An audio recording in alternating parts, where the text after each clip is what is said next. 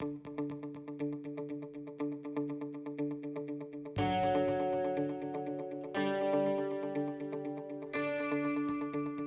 opportunity that you have as a member of the Public Accounts Committee is an incredible opportunity, because what it allows you to do is to engage in providing improvements right across government, all government entities, to dig deep into different organizations, whether they be health or environmental or economic, and all the different institutions, and to work in a very constructive way towards solutions and about being part of the work that's going to bring about better performance of government, better protection of the public and public resources.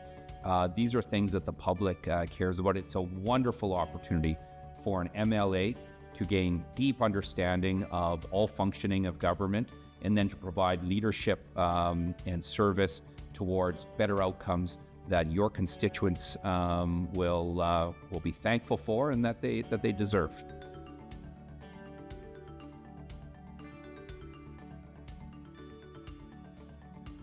Right from the start, I think it's very important to have a real solid orientation for all members and new members to the public accounts. The culture of that committee and the constructive engagement of all members is so critical, and it's a wonderful opportunity for members to lean into very constructive work, but it takes a little bit of building that culture. Things like consistent practices, timely consideration of chapters from the provincial auditor are very important as well. Working then with the provincial auditor in her lead role that she provides in doing the follow-up work on the recommendations and tracking them through towards implementation is very important. And then we get to work with that auditor, and we bring back entities to the committee, working with the auditor to then work with the entity and apply pressure as needed to make sure that we see implementation of recommendations. So a very good, thoughtful follow-up process. Being consistent with the audit entities and the deputy ministers, or the lead administrators who are before us is important. So you're going to have the best engagement with those best answers that you can get from those members.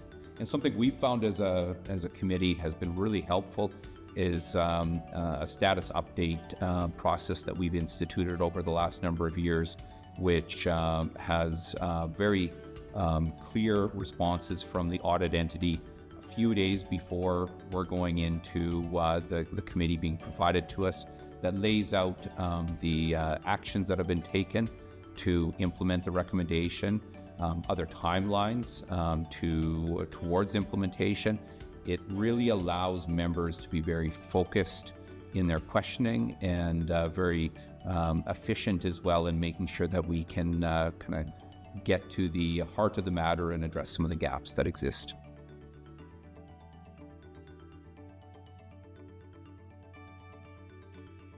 Well, first I'd say congratulations, because you're taking on a really awesome responsibility and a very meaningful role that Parliament or the legislature's asked you to take on.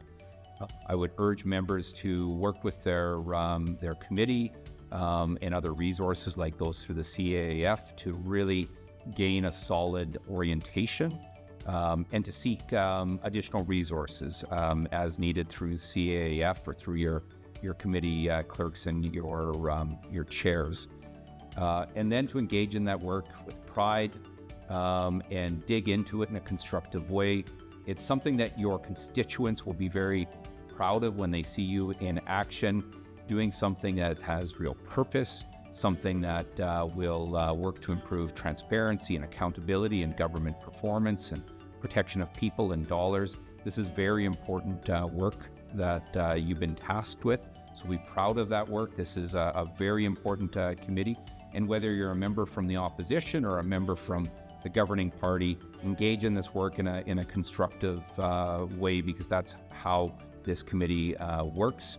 And this is where you're going to have the best outcomes through that committee in leading improvements in delivery of service and protection of dollars and addressing all the matters that the auditor's laying out.